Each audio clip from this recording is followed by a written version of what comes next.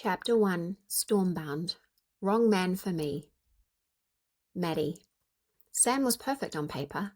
We were sitting at a booth at the local bar, the Den. We'd been here several times and people expected news any minute.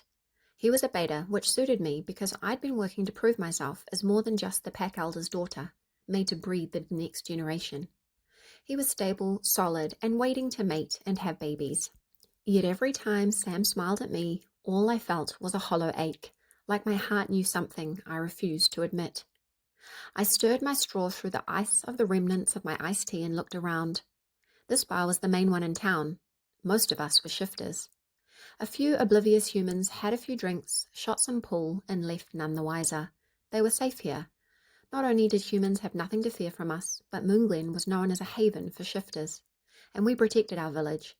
But also the wolves who hung out here knew the punishment for reckless behavior would be swift. That's how you made a haven, rules and order. The door opened, bringing the scent of rain, and he walked in. Aaron was a fairly new pack member. He was the stereotypical trope in a romance book, bad boy.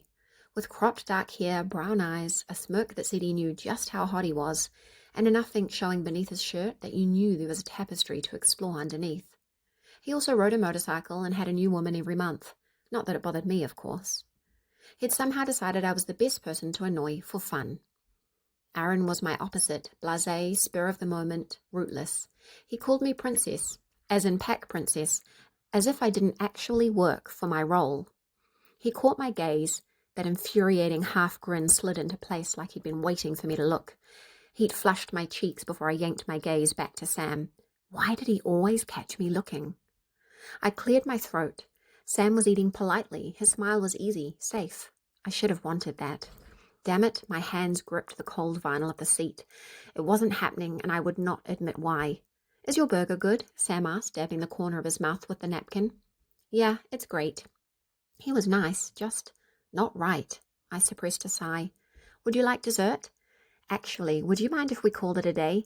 He looked surprised, but complied easily. He stood and offered me his hand. I took it and let him lead me out. I tried not to look at Aaron, but I could feel his eyes on me. Sam discussed his plans for the upcoming term with the kids in his class. I listened, but the growing unease in my stomach was taking up half of my attention. It was right to nip this in the bud. Let him find his true mate. I watched the drips of rain trickle down the windscreen as we drove up the private road from town into Packlands. He parked in front of my parents' house and went to undo his seatbelt. I placed my hand on his. Could you wait a moment? He turned to me, and I wondered what was wrong with me. Why didn't I want a nice, loving, solid partner? Sure, what's up? I don't think this is working. I led with the punch. I like you and have fun with you, I added, and his eyes softened. But there's no spark, he finished for me. I'm sorry. He took my hand in an almost absent-minded gesture. Thanks for telling me. It's better that it's sooner than later. I nodded in agreement. I could feel his sorrow, but he was being a trooper. Thanks for dinner. Have a good night, Sam. You too, Maddie. Take care. I got out and watched him drive away. I stood there long after his car disappeared, the rain soaking through my jacket, waiting for the ache in my chest to fade. It didn't.